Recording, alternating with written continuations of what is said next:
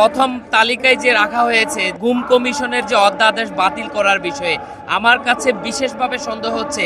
আসলে বিএনপির যে বর্তমান স্বরাষ্ট্র মন্ত্রী সালাউদ্দিন সাহেব, ওনাকে যদিও জেনজি জেনারেশন শিলং সালাউদ্দিন বলে ডাকে, উনি কি আসলে উনি গুম ছিল কিনা এটা আমার কাছে সন্দেহ হয়।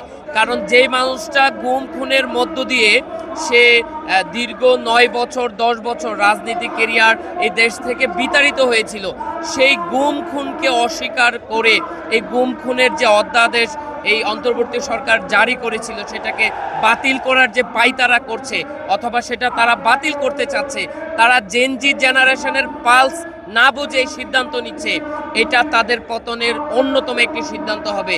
তারা যে সিদ্ধান্ত এগাচ্ছে এই সিদ্ধান্তের মাধ্যমে বাংলাদেশের এই ইয়াং জেনজি নতুন জেনারেশনকে তারা বৃত্তাঙ্গুল দিয়ে তারা দেখিয়ে দিতে চায় যে তারা যেটা চায় সেটাই করতে চায়। তারা ভারতের প্রেসক্রিপশনে রয়ের প্রেসক্রিপশনকে ফলো করে তারা যে ডিপ স্টেপের এই পরিকল্পনার মাধ্যমে যে নতুনভাবে তারা সরকার গঠন করেছে সেই চুক্তি অনুসারে তারা তাদের আগামী সময়টাকে গুছাতে চায়, সেটা এই জেনারেশন খুব ভালোভাবে নেবে না এবং এর ফলাফল খুবই খারাপ হবে। কারণ এখন আর নথিভুক্ত করে রাখার দিন নাই, ফেসবুকে স্ট্যাটাস দিলে এটা আবার প্রত্যেক বছর রিপ্লাই হয়, হিস্টোরিতে আসে। আর জেনজিরা এটা কিন্তু মাথায় রাখছে।